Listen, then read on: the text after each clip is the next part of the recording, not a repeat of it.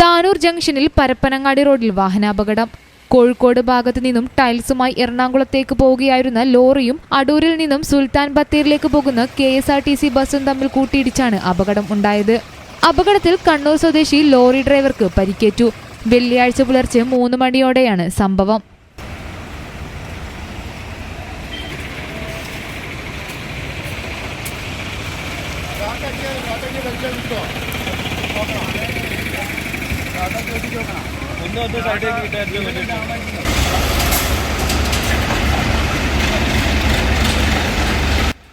TDRF വോളണ്ടിയർമാരും auto ഡ്രൈവർമാരും Tanur പോലീസും സ്ഥലത്തെത്തി രക്ഷാപ്രവർത്തനം നടത്തി.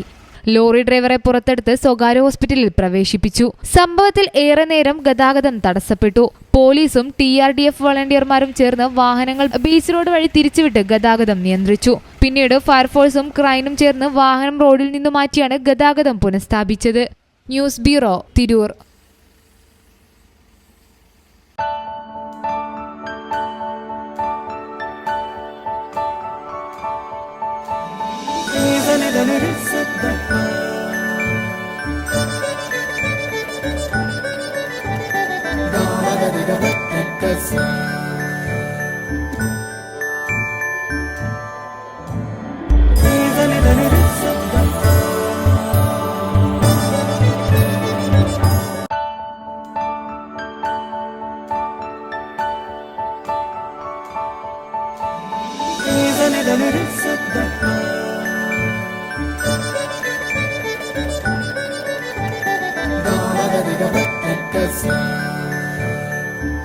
Qatar golden diamonds, Calicut road, Valanchery main road, താനാർ.